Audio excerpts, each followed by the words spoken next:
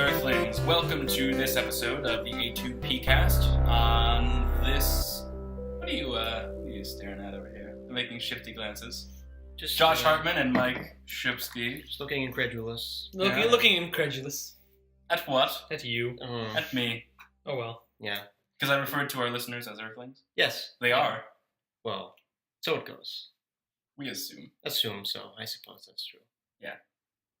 Presumed Earthlings. Now we're being Now inclusive. we're getting inclusive. somewhere. Now we're good to go. Okay. All right. We are going to be talking about, on this episode, things that are coming out in 2014, or maybe slightly after, that are planned for 2014.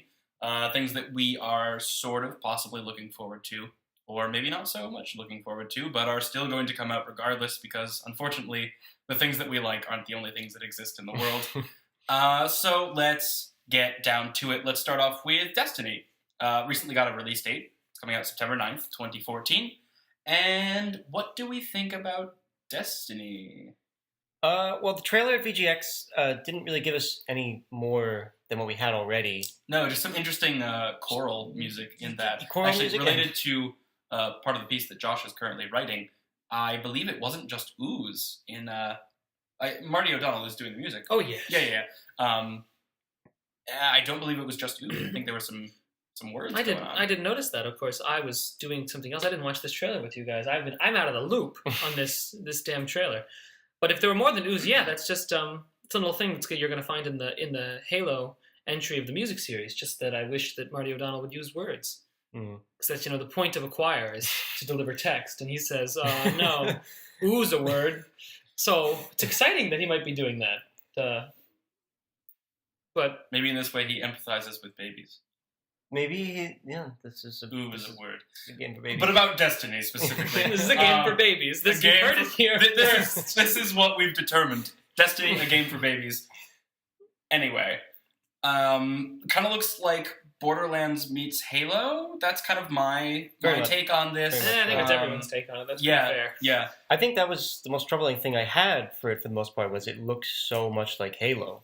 I was like... Yeah, it kind of it retained like the art style with like an MMO flair. It feels like Halo to a fault is my only worry. A lot about Destiny looks really exciting. It looks like it could be really fun.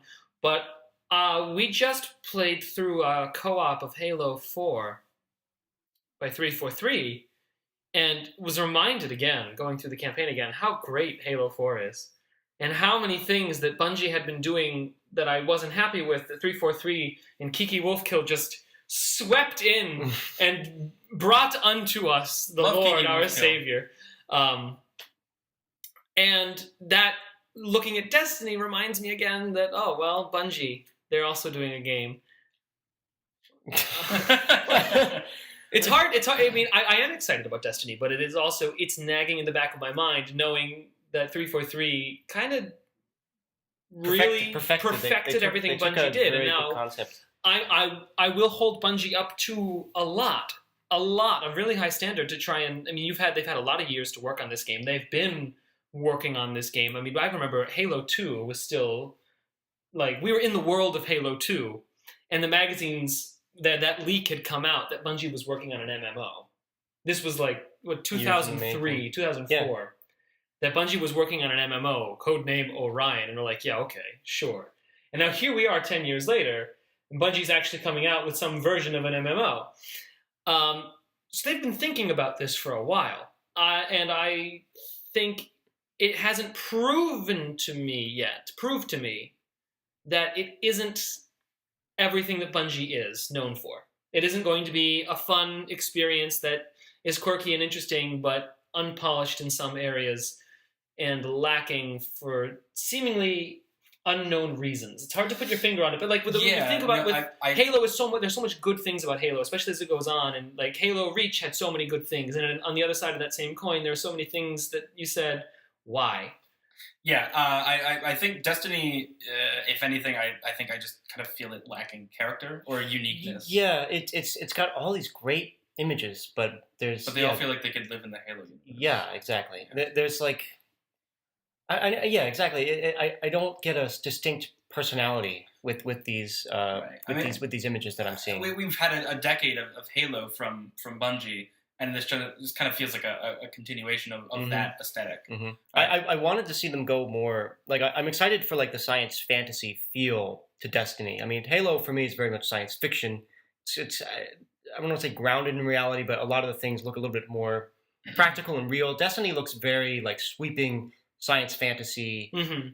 Reality. I wish they would push more of that because I like that. Yeah, it needs to forge its own path because it needs to give us that same sense of wonder that the original Halo did. Yeah. The thing that made the original Halo was successful was because it was hard to find another game that there was nothing like it. I described that had that same sweeping grandeur feel that hopefully Destiny can recapture without just feeling like Halo 4 part not existing. Not part 2, but the Halo 4 from Shadow 4, like when you're playing Zelda, you got Link and Shadow Link. This is Shadow Halo 4, the Halo 4 that never was, and we can't have it feel like that, or it will fail. All right, well, let's sort of jump out of our order here, and let's kind of just the natural segue is Halo 5. It doesn't have a title. Right. No, and there's more than sort of just one game. I think they have mentioned there's not. Right. There's got a lot of things coming from a lot of places. And I think there's a little bit of confusing messaging coming out of the studio and the all of everything. That there. I'm just not like I don't think anyone knows for sure what's happening with the next Halo game. If it's coming out in 2014, I sort of would have expected to hear something. To at least have a confirmation of some sort. Yeah. They are making a Halo game for next year. They are. Halo 5 is happening. It is a new trilogy. That's set in stone. Like the fact that it's coming. We know it's an eventuality, but is it a 2014 eventuality? Is it a 2015? Or is it just like? Is it like a trilogy that's going to be? Are they going to do a new Star Wars trilogy thing with it, where it's like you have the trilogy and then every other year it's punctuated with like a side game, like Reach or ODST was something weird like that. I don't know. I don't know what they're doing. And that teaser for me said at least I think the next.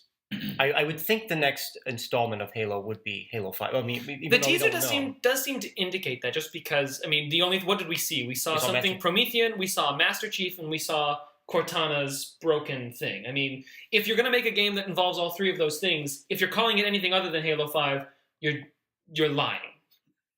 You can kind of say that it isn't and try and get more money out of it to make another game feel exciting, kind of like how I felt with some of the Assassin's Creed things, the way they just kept slapping subtitles on things like, but what are you actually doing here? Because you're continuing the same story. Like it could fall into that trap, and I don't think it's a really healthy trap to fall into. No.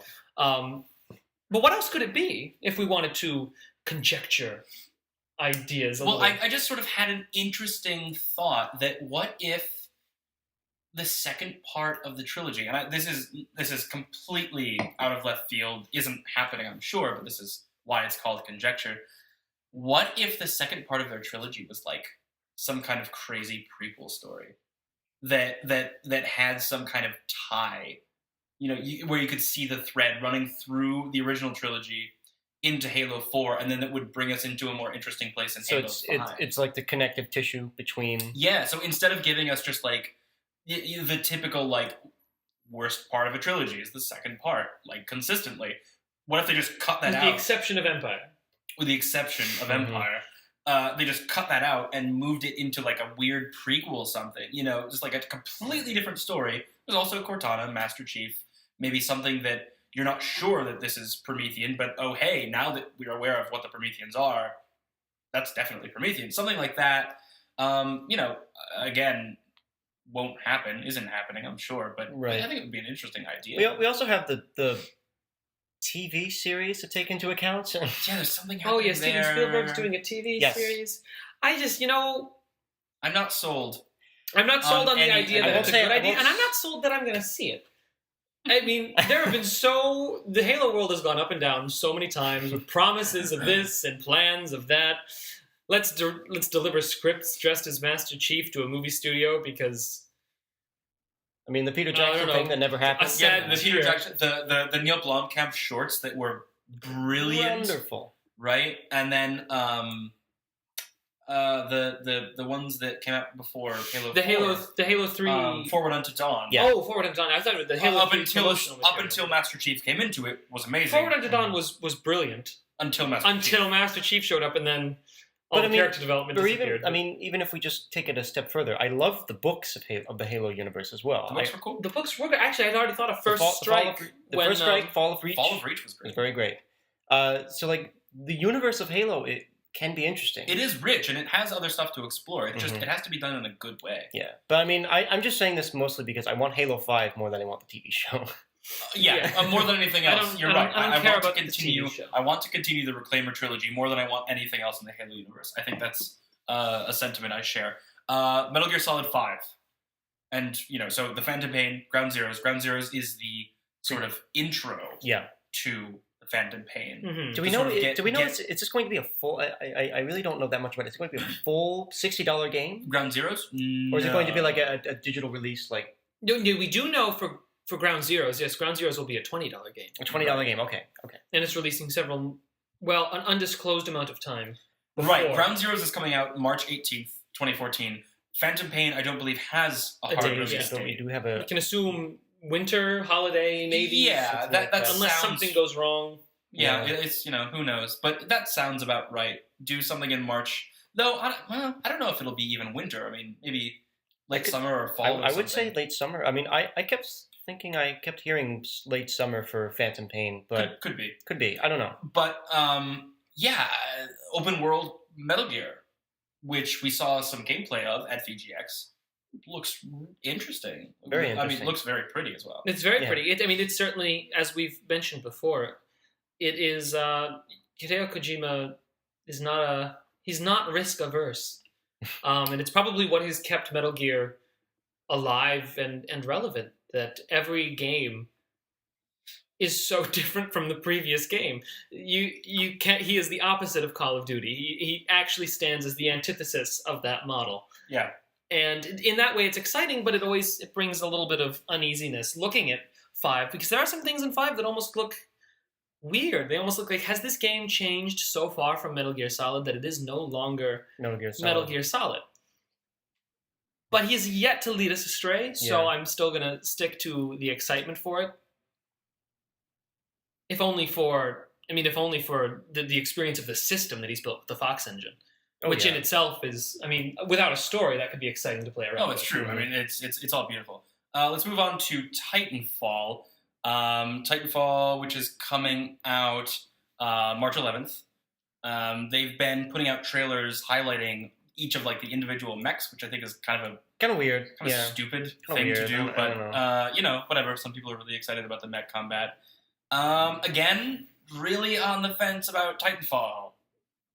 It still hasn't convinced me. From the time that we did that really early podcast about why we don't think Titanfall looks good. The great Titanfall debate. Yeah. No, but it has not convinced me. It still looks like a game that people are only excited about because it's the least worst early next-gen title. Yeah. No, I think that's true. And I think I am... The position I think I have now and will probably, unless it blows me away when I play it or shocks me that about how bad it is or something when I play it, I think I will probably fall on the position that, it's the best thing we have at the moment. And so we should just kind of go, this is all right. This is fun enough. This looks good enough. But by the time Holiday 2014 comes around, there's going to be enough other, like, really good-looking, good-playing stuff around that everyone's going to forget about it. No one's going to keep playing Titanfall past the end of 2014. That's kind of it's kind of got a Perfect Dark Zero. I'm cautiously optimistic about Titanfall. I wasn't on the fence until I saw the demo. God, when did the really good demo come out? It was like late. Was there a really good one? It was a really good demo. Hey! I just said good that. Demo. There were some good demos for Titanfall. No, I agree. There was one that came out that there was. I thought. I mean, that was the one that sort of convinced me that it wasn't going to be total garbage. Yeah. Actually, and there was like the wall running and the jetpack stuff, and the one that basically highlighted all the verticality. Yeah. So that brought me up to like really optimistic, and then since then I've kind of toned down my optimism for a little bit more cautiously optimistic, but. I definitely keep a curious eye on it. Yeah, definitely. I think one of the ones that might be the sort of Titanfall killer is The Division. because my God, this game looks beautiful. So if you don't know anything about The Division, that's a mistake, and you should stop making mistakes like that. You're better than this, listener. The Division is a Tom Clancy game. Tom Clancy. It's open world, sort of MMO-y. You have like factions of different people controlling different parts of a ruined New York City, and the engine they're using is just gorgeous. And so you have like all this volumetric lighting, procedural. The VGX trailer did an amazing job of highlighting everything that's great about this engine. Yeah, the Snowdrop engine, it's called. Yeah, but I think it's one of those things that looks truly next gen. If I had to sort of put my finger on one title that I thought looked like that is a clearly next gen title that could not work on anything but a next gen console, that would be it. Mm-hmm. It's not due for release for the 360 or PS3. Am I correct in that? I think you're correct. I can't tell you for sure, but my gut says there's not a chance it could possibly be on current gen. Yeah. I have a few reservations actually about The Division. A disagreement. I mean, not a disagreement, because I'm excited for it. And what are these disagreements? I mean, the disagreement is just that I don't think they've actually shown us enough of the game to prove that the game is going to be fun to play and will have a lasting appeal. I worry that the only thing they've really shown us about they have very strong concepts, and they have a very good engine, and that's all I know. I've watched them play the game, but the gameplay so far hasn't stood out to me. And part of this problem is, I think I mentioned it in a podcast before, is that they've slapped the Tom Clancy brand on it. And as I said then, I think that is not. I mean, that is an on high decision to try and use a game that could be really successful to save the Tom Clancy brand. Onto the game, yeah. But I think the Tom Clancy brand is a negative brand at this point in its life, because I disagree. I don't remember the last time I played a good Tom Clancy game. I think was 2002. And since then, I've flop after flop after flop after flop. Look, it's a real-time strategy that you talk into your headset. He is flustered right now. Splinter Cell's trying to claw its way back into life. Nobody cares. Rainbow Six is dead. I mean, it's true. Ghost Recon is dead. The Division could have been a really interesting game, and I think the thing that really hurts it, that The Division, in order for it to really sell me that it isn't just an interesting concept of warring factions in a really beautiful engine that will, of course, go on to be used in other games, is that where, like we said with Destiny, where is its character? Where is its unique stamp on the world of gaming? Because right now, it looks like every other post-apocalyptic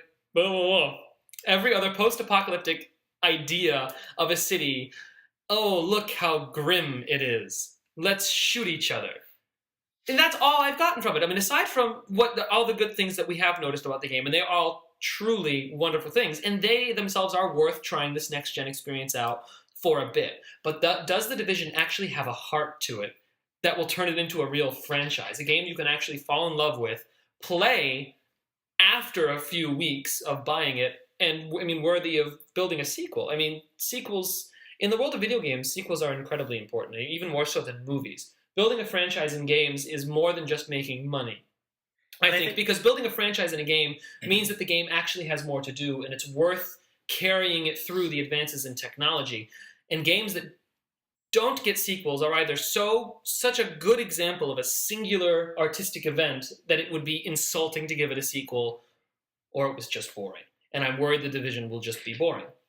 I hope it isn't. That's a fair criticism. Let's move on to Telltale Games. Ooh. Yeah, both big, exciting new right, so Telltale has their hands quite full. Pretty full at the moment. So they just released Walking Dead Season 2, Episode 1. The Wolf Among Us has just come out. And then at VGX, we got announcements for a Game of Thrones game, which was rumored up until that point, but then confirmed with a sort of sadly very sparse trailer. Just text. But hey, it's a confirmation. We'll take it. And then Tales from the Borderlands, which was a little bit meatier. And you have, the typical sort of Borderlands vibe to it. And so that means in 2014, presumably 2014, all of these will make some sort of appearance. So we've got 4 different titles that they're working on. and it'll be interesting to see how they juggle the All releases these- of all all of these those worlds, episodes. yeah. If they'll, if the studio will kind of bulk up, or if they'll just kind of release them in a more, I mean, a spottier way, or Yeah, the fact that they are an episodic company, they release their things in, they don't release the entire season of Walking Dead. They don't release the entire season of Borderlands, as far as we can assume. Yeah. I think they can parcel it out over the year and pay each franchise the attention it deserves. Yeah, I hope so. I'm very, very optimistic, particularly for the Game of Thrones game, because That's Game of Thrones feels like a world that Yeah. could really it just is, really benefit from the Telltale. it's just touch, if rife you will. rife with possibilities for storytelling. You can just tell any story you want, and the world is so massive that you won't have to worry about bumping into the main story, like or intersecting it. Mm-hmm. But you could have your own freedom to tell a story. We could have it anywhere. We could have it Westeros, Essos. There's another continent, Sothros. Yep. We could have it anywhere, and who would stop them? I would like the one thing I'm curious about. So we saw the Tales of Borderlands trailer, and it's very much in the style of the Walking Dead look, like the comic booky, like kind of weird. You mean wait? The trailer for the Borderlands. Oh right, okay. Yeah, because you guys have seen the Walking Dead Yeah. look. Yeah, and it's got a very much Borderlands look. It's got a comic booky kind of Right, it's weird all look. sort of cell shaded. Will we have a Game of Thrones game in that style? That's the one thing I'm interested to see. I think so. I think that is the thing that they're good at. And Yeah. I feel like changing that up would be a big risk for them. Mhm. Okay. And I think the reason they would take on so much of this is because they knew they could crank it out in a very efficient, quick way. Yeah. I think it would be such a huge risk on their part to sort of say, try to all make right, things so we're look going to different." change up our entire art style Mhm. for this one game while we're juggling 3 other games Yeah. at the same time. That seems unbelievable to me. Yeah. Not to say I won't be against the Game of Thrones game being in that art style. It just works so perfectly for Walking Dead, because Walking Dead was originally a comic book. It works right. perfectly for Borderlands, because Borderlands is in that style.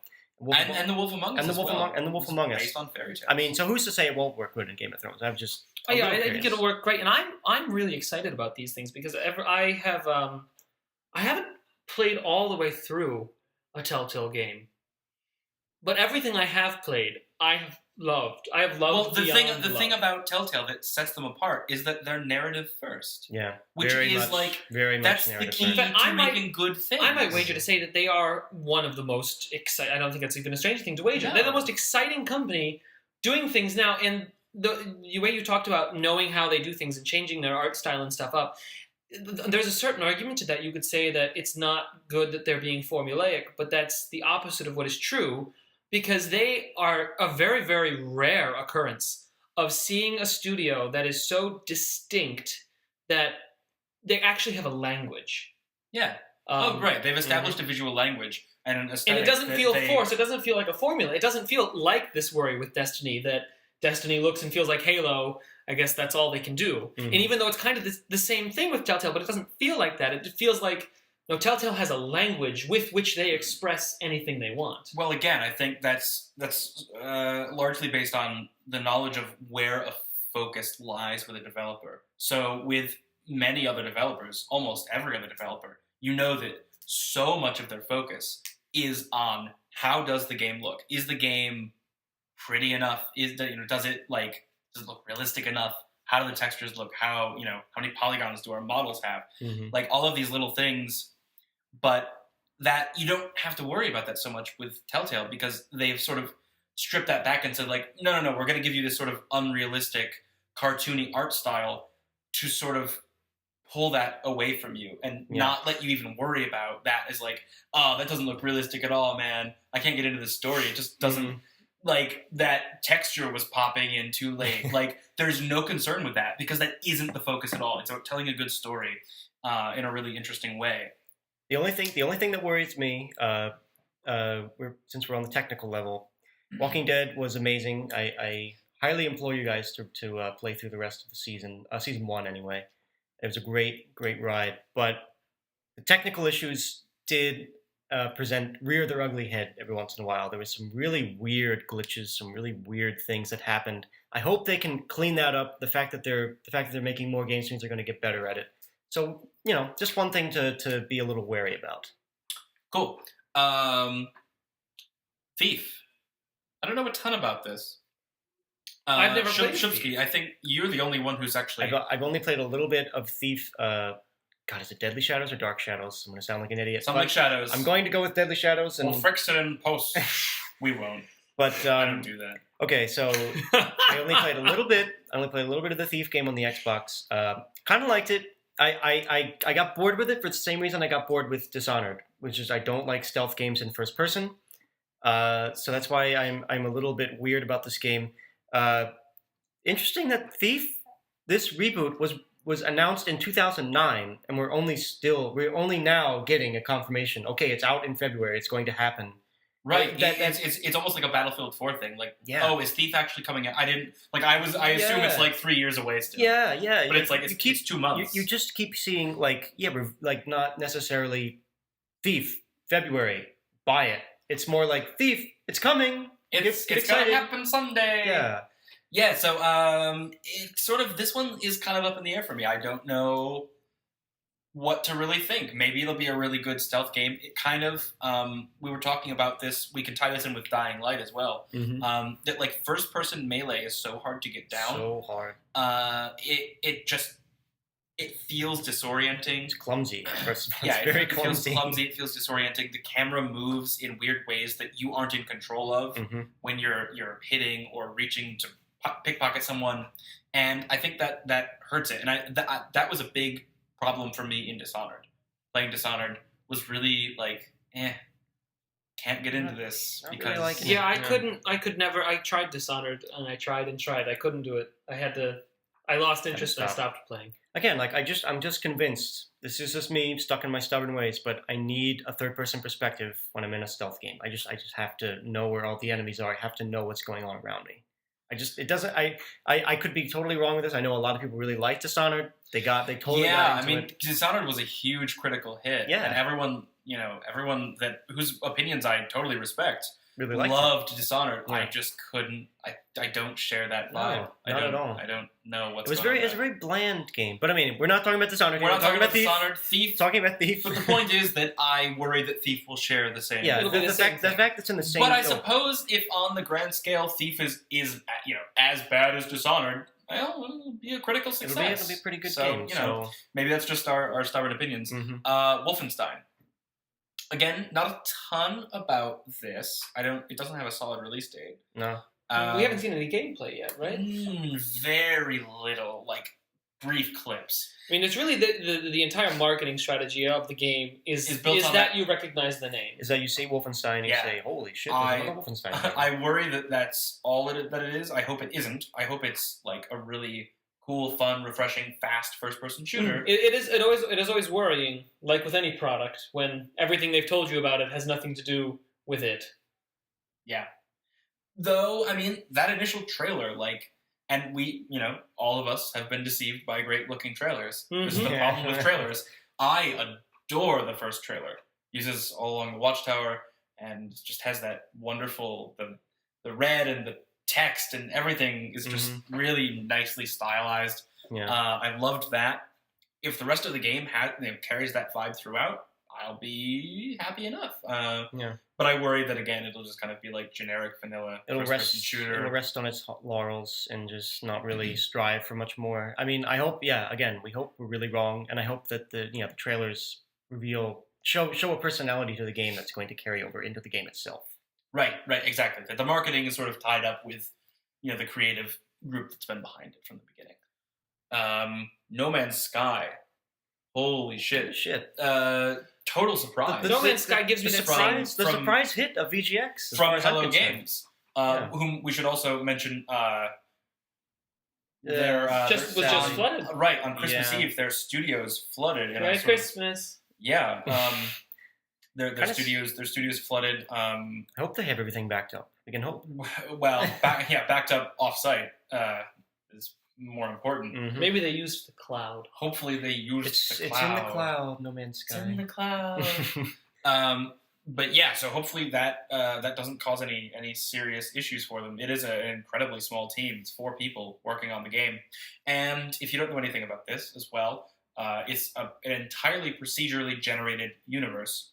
So the planets that you can explore, you can walk around, you can swim in the oceans, you can fight off, I assume, like bad guy aliens, or I don't know if you just fight like native species animals or whatever. So. Yeah. And then you can just hop in a ship and fly up through the atmosphere and have a space battle and like jump to another part of the universe. It's this huge open world thing.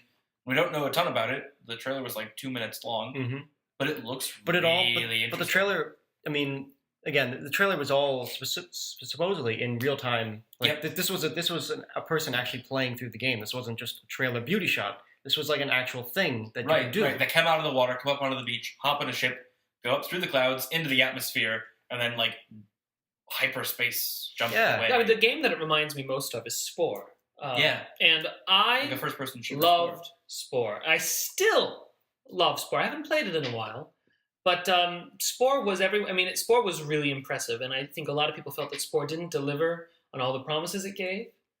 But I think it was still just such an exciting game, and to see a game take that line of thought, since it doesn't really look like we've got a Spore 2 coming, to take that and make it really beautiful and put it in that first-person frame of mind, it really makes it easy to see how it could become such an exciting game that came out of nowhere, because, my God, who else is doing this? No one. Like, name another game that's like this game. Yeah, I mean, really on an essential level that is solidly an independent game. And it's people have whispered about procedural universes for ages, and a few people have made procedural games that, there isn't one of the old Elder Scrolls. Yeah, the world is entirely procedural. But to do procedural on that kind of level, to do a 2D side-scrolling procedural, to do a text-based kind of thing that, the internet, I'm sure, has a million versions of space adventure games that can give you all sorts of colors and text. But to actually have something that's that immersive and beautiful, and also procedural, they just have to keep doing what they're doing. And yeah, I mean, I think that's like a winning idea. I think that's I have very high hopes for that. So hopefully the recent tragedy hasn't messed that up too badly. Let's talk about The Witcher 3. Mike Shipsky, I think you again are the only one of us who's played the Witcher 2 game, which I thought you had played. I've only really wanted to play a Witcher game. I mean, the fact that you were yawning. About it. The fact that you were yawning when you said that means that you are so into this idea of actually playing. No, I really have. I still want to. Do you have it? No. Oh. Well, I mean, I had it, but then I sold it. I would have lent it to you. I remember I said, hey, could I borrow The Witcher? And I believe you said, no. No, Nah, brah. I sold that shit. That's exactly what I think you said those verbatim words. What I said. Right. But I really liked Witcher 2. It reminded me of Game of Thrones in that it's a very mature story set in a fantasy world. And the fact that it just looked beautiful on the 360 was even better. It's kind of like you said, you couldn't quite get into Dragon Age because of the way it looked and just the story. I think you would really like Witcher 2 because of the story and the fact that the world looks so beautiful. It's a third-person RPG fantasy game. But then The Witcher 3 sort of expands that even further. It even bigger. The fact that the game is going to be how much bigger than The Witcher 2? I suppose I think it's like 30 times larger or some like ridiculous amount. Like a made-up number. Yeah. Right. I mean, that makes me very excited for Witcher 3. I mean...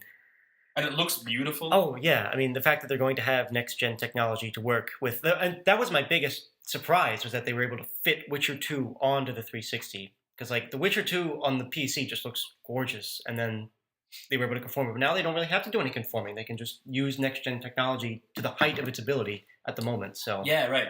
And I think one we don't have on our list here, but that we just rewatched the trailer for that I had kind of forgotten about because they released it... maybe at E3 this year or last year, or like it's just it was thrown out there because it's CD Projekt Red. Reddit. Red. Okay. Reddit is a site. Reddit is a site. Sorry about that. I said go on Reddit to look for CD Projekt Red. There you go. That's what I meant. They released this trailer for Cyberpunk 2077 that I believe won some awards just based on the trailer. Yeah. So it's a cyberpunk RPG. set in this amazing world that I want to explore so badly. It looks really cool. I can't tell if you're being facetious. No. Oh, okay. Why would I be facetious about? I don't know. Your face said I'm being a little bitch. He just has to go to the bathroom. But no, then it's true. The trailer looks really cool. Of course, it was all pre-rendered, but it was still like really interesting looking, and it sort of set a tone and a mood that I think we don't have really good like sci-fi RPGs. No, and we just don't get them. No. It's a shame. They are rare, especially not with this type of personality, like right. a little darker, like a darker themed. Yeah, it story. Definitely is. It's got like that Blade Runner. Yeah. And I've been reading like William Gibson recently, like that William Gibson, like Neuromancer feel to everything, and I'm super super excited for something like that. Now, of course, they can't really start development on that until they finish The Witcher 3. So that's even more reason for me to want The Witcher 3 to come out, so then we can have Cyberpunk 2077. Let's sort of wrap back around to Dying Light, which isn't due out until 2015, so we'll probably... This isn't much to say, even though we had it. Even if we had a demo. Snooze fest, though. Yes. It really does. This is the same. This is the same studio that made Dead Island, or is this not? No. I don't. I don't think so. It can't be. No. I thought maybe I'm just forgetting. It looks like. I think the reason that you're thinking that is the fact that it is Dead Island, and that can't be good. I don't think that's good. Dead Island is also a boring game. It is so boring. Like, there's so many zombie games out there that look so boring, and this one just looks so terrible. It looks like they're trying to combine Brink with Dead Island, and it just looks like it's going to be a total disaster. Dad Island. Dad Island. Dad Rising. Dad Island of boredom. My boredom, I'm dad. And then some stuff that is unconfirmed, maybe happening, maybe not happening. A possible Bethesda title in either another Elder Scrolls game, which won't happen next. Well, there's Elder Scrolls Online. I suppose I didn't really put on the list here, which is ZeniMax Online, but of course related. More likely a Fallout game, or at least let's hope. My hopes are high. Let's hope so. Maybe not 2014 if we don't have an announcement yet. I would love it to be the case. Maybe early 2015. We'll kind of see. We'll see what that is. I mean, Bethesda typically releases stuff in November. Info for things, a year in advance, which is, sort of making me think if they didn't say anything this holiday about a next holiday release, maybe it'll be a spring 2015 or holiday 2015, which seems a long time away. Oh, so far away, but we'll be waiting. And then, of course, Doom 4, which doesn't need to really have anything said about it. We've talked about it at length, I think. Yeah. Depressing. We don't. But Elder Scrolls Online. Let's briefly sort of. What are our thoughts? Do we have thoughts? The Elder Scrolls Online. I still can't get that into it. I can't get excited about it. I can't get over the feeling that the Elder Scrolls Online will just make me want to play the real Elder Scrolls. And just make me want to turn it off and play Skyrim. Right. It's but again, as we have said many, many times, I and none of us really are into the massively multiplayer scene because it's a totally different world. They are both RPGs, but you get very different things out of them, and you look for very different experiences within them. That's definitely correct. And I think that's where Elder Scrolls Online doesn't make a lot of sense for me, because to me, the Elder Scrolls is such a personal experience, is an intimate experience.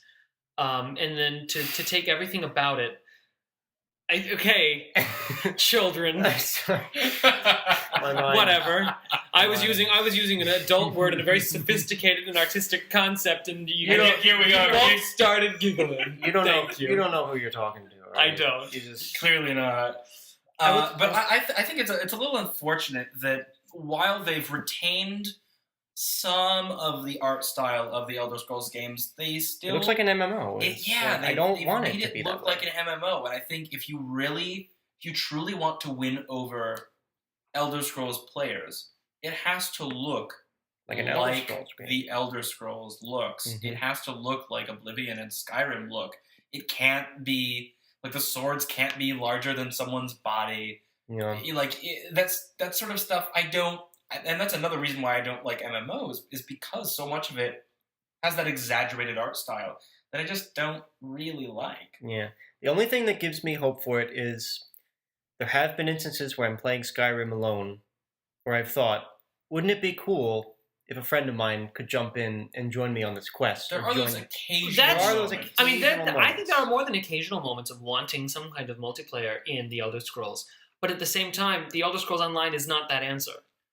The Elder Scrolls No. Online is not going to give you the experience of playing Skyrim what I'm with your looking to friends. get out of that is a very specific thing. Where just can someone just drop in with me at this particular moment, and can we conquer this quest together? I mean, that's not really what an MMO is. An MMO is, like you said, it's It's a whole experience. The objectives are completely philosophy different. driving the game is completely different. Yeah. The Skyrim, when we want multiplayer Skyrim, as many people do, no one actually wants the core philosophy of the Elder Scrolls to be different. to We just change. want to have the experience we're accustomed to, but have the option of bringing in a handful of friends to, run around the world with us. Mm-hmm. Let's destroy Whiterun together. Mm-hmm. Basically, actually, what we really need it to be is Grand Grand Theft Theft Auto Auto Online. Yeah. I just realized that. Yeah.